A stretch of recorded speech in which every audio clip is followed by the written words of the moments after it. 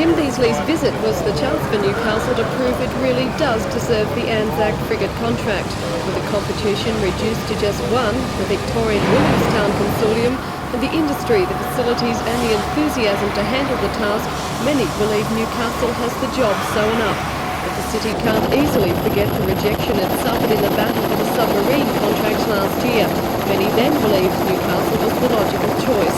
Instead, it went to Adelaide. But this time, says the Defence Minister, it's a vastly different kettle of fish, and the issues that were so crucial that time round may not even figure in the frigate decision. This is a much more traditional shipbuilding project, and to be done in more traditional shipyards than was the case with the submarine project. When many people look back at why Newcastle lost the submarine contract, they say that it suffered perhaps the stigma of having industrial problems. Would you say that Newcastle has improved in that area now? I think Newcastle have got themselves together well in the industrial area, and we will be looking at those industrial issues again when we make final decisions on the tenders. But a win this time round will do more than just repair the dented pride. It will probably be the biggest boost ever for the city's industry and economy, creating thousands of jobs, earning lucrative subcontracts for dozens of hunter businesses, and bringing the idle state dockyards back to life. It's a crucial decision for both Newcastle and the Defence Minister, who this afternoon toured the Carrington slipways to assess just how the city could handle the demands of such a major shipbuilding contract. But already Newcastle is proving it can come up with the goods. With the Antarctic shipbuilding contract it's currently undertaking, an asset not gone unnoticed by the Minister. It's obviously something that's going to be looked at. That was also won, as I recollect, in open competition. So you can have confidence from that the yards here are approaching this on a fully competitive basis.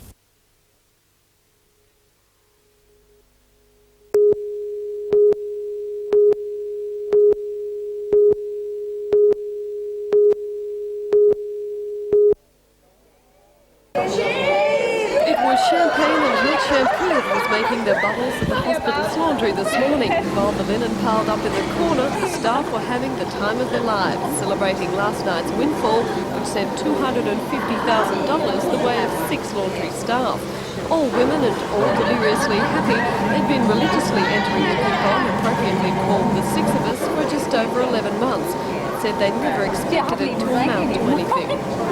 We always talk about it, and it's finally struck us. We just can't believe it, yeah. Well, you put Lotto coupon, you got a chance, but we never actually thought we would come, like this. It sounds like a once-in-a-lifetime miracle for a hospital laundry, but the Wall's End washing room has been through it all before. 5 years ago, a mother and daughter working there shared First Division and $236,000. This time, the winners each take home $42,000, and for Pam Barnes, it couldn't have come at a better time. She desperately needed $2,000 she didn't have for an urgent operation to be carried out tomorrow. She now has that money, but as for the rest of the cash, well, no one's exactly planning to rush into anything. We did last night when we thought we might have been the Division 1 winners, just the one winner, but now that there was 4 of them, it's been cut down a bit. We were all going to retire last night.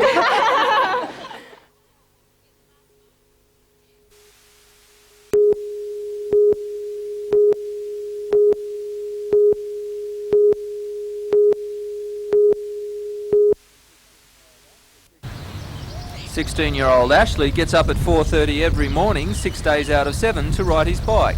He cycles 300 to 400 kilometres a week. At this year's juvenile, that is 14 to 16 years age group, state track titles, he won 3 silvers. At the Nationals, he won gold in the team pursuit. In the New South Wales Criterium Series for road racing, he won bronze. And at the Nationals 2 weeks ago in Brisbane, against 56 other competitors, he was 3rd. Ashley's problem is that he just doesn't know where to specialise. I'm good at both at the moment, and maybe next year or the year after I'll concentrate on one, depending on whether I go better at one than the other. Ashley is rated as Newcastle's best young prospect. He dreams about professional status in years ahead, but the World Juniors at France next August is the all-rounder's new challenge. That's what I'm looking for, hopefully next year, but definitely the year after that, to go the world titles as a junior, make a name for myself.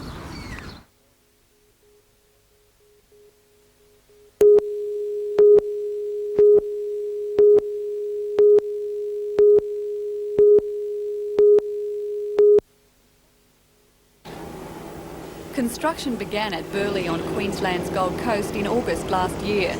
By next May, $300 million will have been spent on the complex, just in time for the first intake of undergraduates. They'll pay around $36,000 for a basic degree, without accommodation costs. Vice-Chancellor of Bond University, Professor Don Watts, expects around 40% of the intake to be foreign students, especially from Asia. He says Australia's first private university is not destined to become a place for students with low IQs and big bank balances. We are about to mount Australia-wide the Bond University Scholarship Foundation, and it's our objective as a university to have 15% of our students on scholarships. We wish to establish the idea that any person in Australia, irrespective of means, has an opportunity to earn a place in Bond University. Professor Watts is in the city to give the Newcastle lecture at the university tonight. His subject will be the changing climate of higher education in Australia.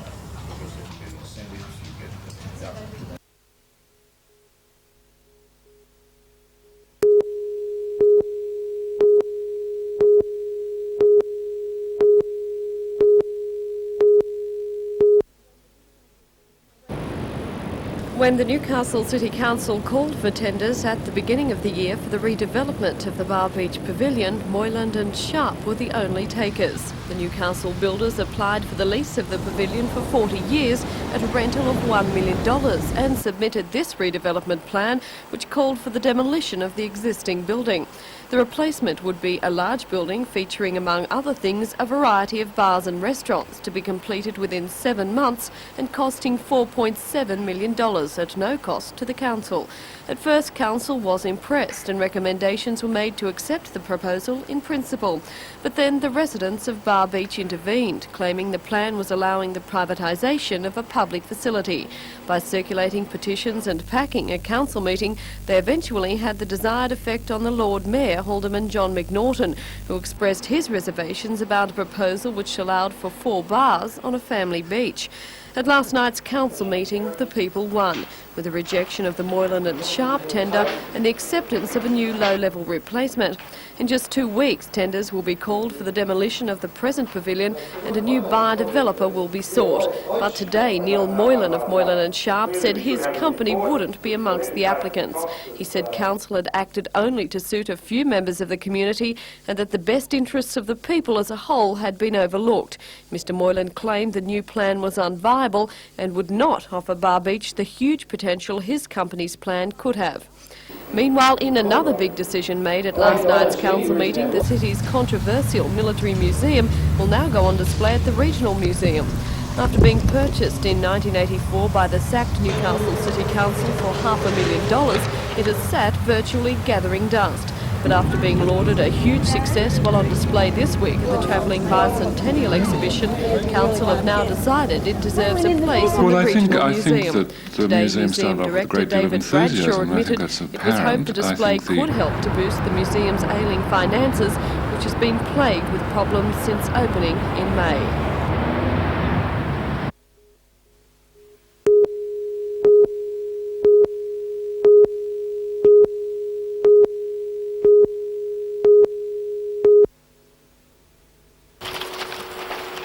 These branches, being examined at the Gosford Horticultural Research and Advisory Station, are a small sample from just one Upper Hunter vineyard.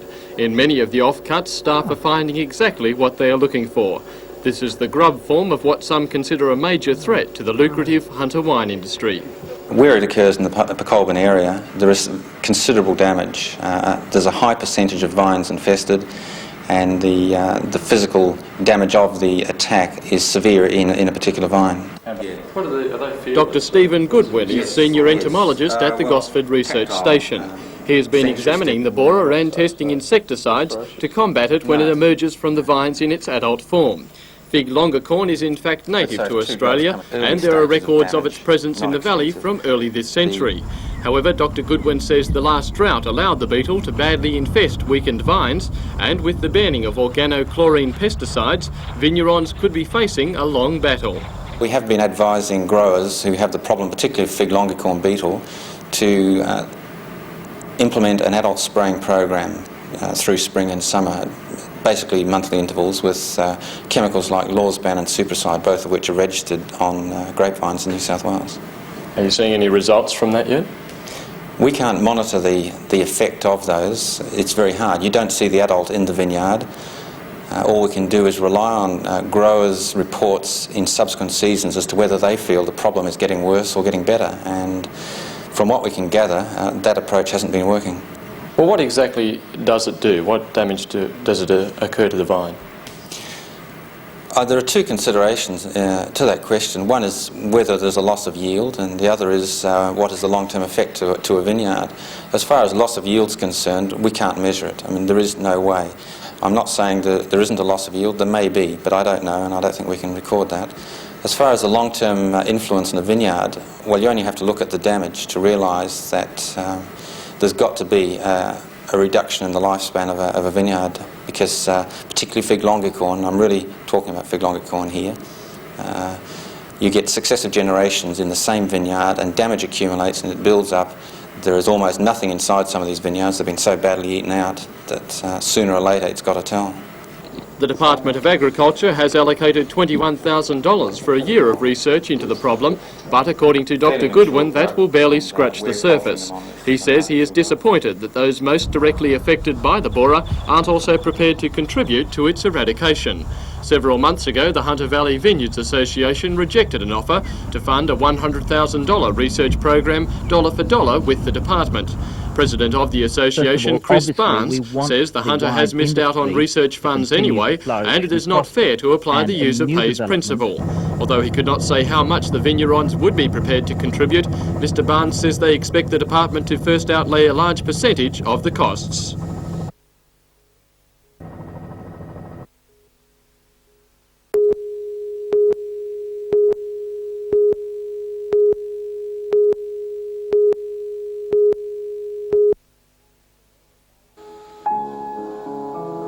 The Royal Ballet only accepts 40 dancers every year from throughout the world. Last Thursday, Melinda Sawyers auditioned successfully for a place at the prestigious school. It was a bit of a surprise at first because my ballet teacher said to me, I'm only over here for experience, and some of the girls in my class were just of the highest standard I've ever seen. Unfortunately, the Royal Ballet offers no scholarships or grants, and the fees for 1 year are hefty.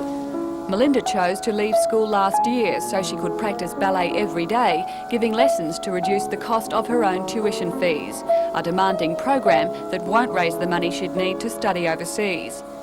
Instead, Melinda hopes to audition for the Australian Ballet School in October. That would only require a shift to Melbourne.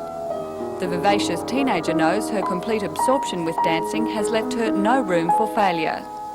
See, I haven't got anything to fall back on if something happens to me. And there's just so many girls in the dancing profession nowadays that are all wanting the same thing, or wanting to be the best. And it's just so hard. So that's why you have to have not just your classical training, but jazz and other training behind you too.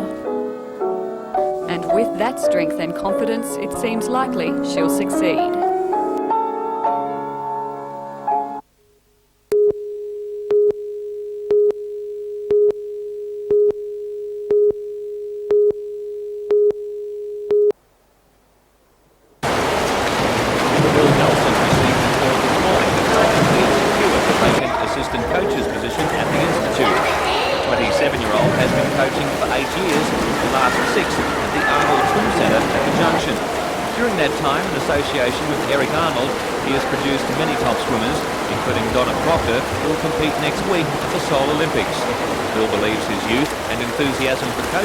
Gave him the edge over the other applicants for the job. I think mainly because I'm age and fairly young compared to other coaches. Been very lucky in the 8 years that I have been coaching to be associated with Eric, and he's given me a lot of ideas. I've had a few lucky breaks, taken a team overseas and a few other recognitions of my coaching ability, so I think that all added up in my favour. Born and bred in Newcastle, Bill will take up the position of coaching Australia's elite of swimming in about 4 weeks. Newcastle's been my home around the beach and everything, but moving to Canberra was a decision I made a long time ago that I wanted to make a career out of swimming coaching, and I don't think you could get any other situation in Australia to do any better than coaching at the Institute of Sport. Could we one day see you as the head of the swim coaches at the Institute? If I like it and get along with everyone down there, well, I wouldn't see any reason to leave, and I'd like to stay there as long as I could, yeah.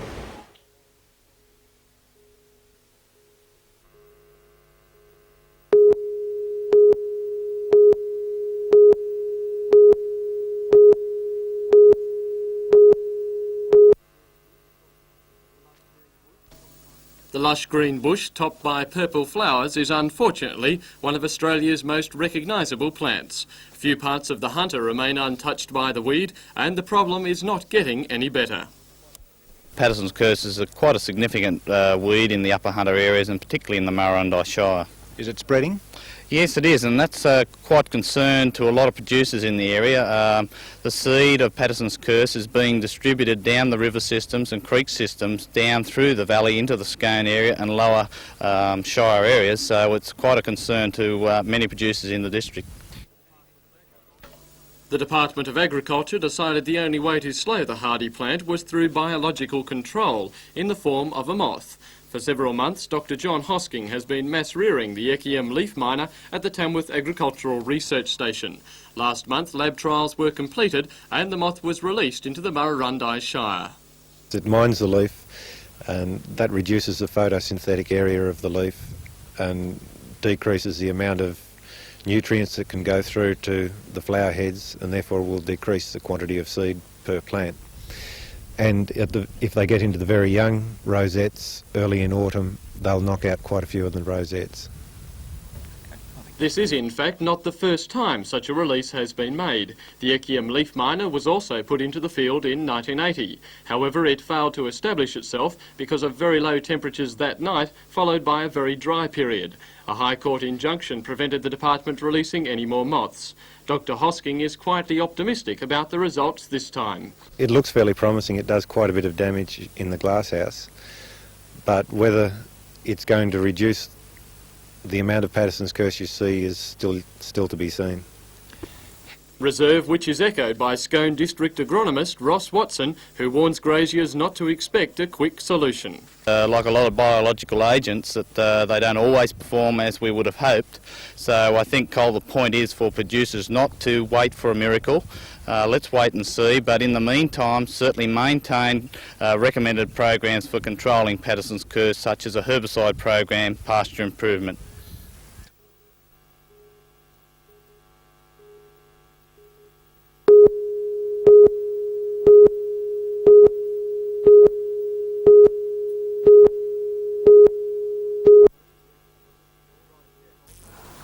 The dry shareholders were cut out of the co-op at a meeting in Newcastle in May this year.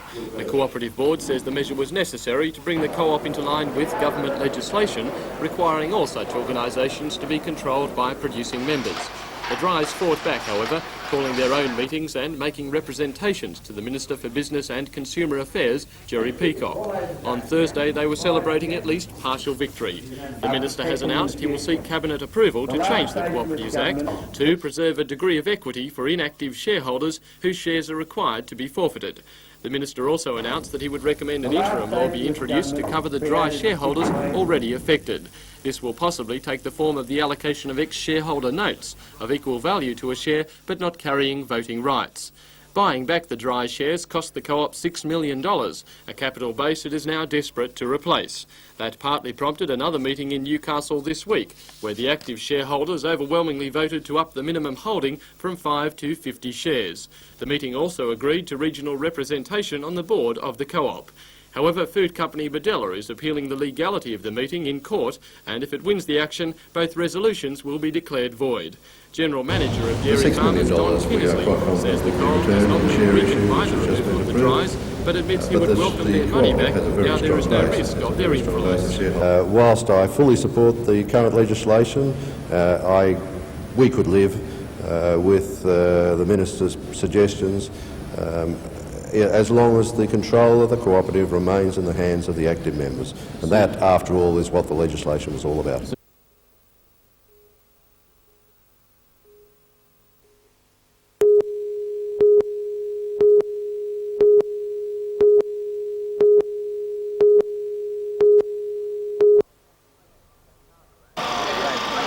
Car crash on a country road. A person hurt but out of danger. It's not an uncommon situation, but it's one that constantly frustrates ambulance paramedics. They believe many people with less than critical injuries, such as burns or fractures, often go through terrible pain, when a small amount of intravenous morphine could ease their suffering. When you see somebody in very severe pain, it is indeed frustrating to think that it's only a small piece of legislation is stopping us from giving definitive pain relief to these patients. Until now, morphine could only be given to the patient once he reached hospital. However, the government has approved its use by paramedics on the scene. The final go-ahead can't be given until the new regulation has been gazetted in State Parliament, and a spokesman for the Health Minister says that should happen this Friday. However, the Ambulance Officers Union remains slightly sceptical. When new drugs or medications have come along for paramedic use, we've been told that their commencement is going to be imminent, and we've had to wait some months in the past. I think I'll believe it when I see it, although I'm optimistic that we're going to be getting this important drug shortly. One of the reasons for sensitivity surrounding the issue is the danger of publicising the availability of an addictive drug. However, the ambulance service says morphine will only be available in small quantities and under strict controls.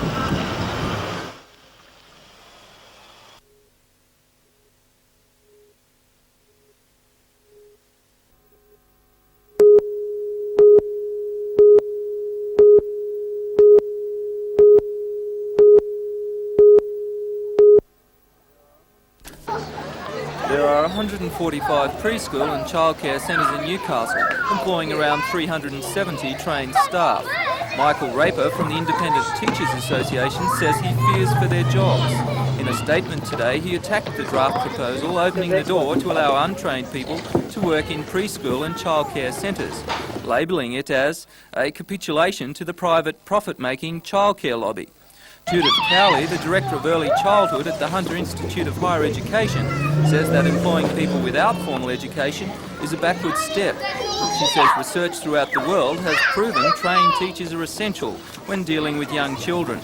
However, the Department for Family and Community Services says that in some areas, such as Western New South Wales, teachers are difficult to find, and that some people with childcare experience could well take these jobs. And the Minister, Virginia Chadwick, in Newcastle today, says the system will work, as little has changed from existing legislation. These draft regulations do require a fully qualified person to be the supervisor at a centre, but make a proviso, as exists in the current regulations, that where such a person can't be found, that I can give an exemption so that somebody else can in fact run that centre. I don't regard it as threatening to either the quality of care of centres, and I'm not in the business of lowering the quality of care of centres.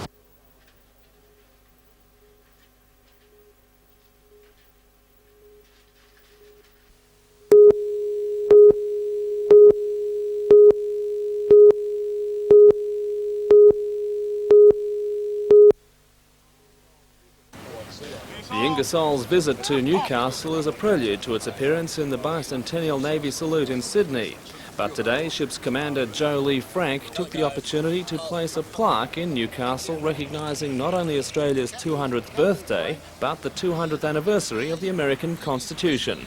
2 centuries past this month, we began a new life under our Constitution, which is the fundamental law of our nation. The Commander and Newcastle Lord Mayor John McNaughton took part in a tree planting ceremony, ably assisted by Council Gardener Patrick Lale. The Ingersoll is due to steam out of Newcastle on Saturday, but one crew member will be departing early. Thanks to an agreement with the Royal Australian Navy, an officer is sailing on the Young Endeavour, which left Newcastle late this afternoon on a 10-day training voyage along the central and south coast. 4 young Novocastrians are among the crew of 25 novice sailors selected from across the state for this once-in-a-lifetime adventure.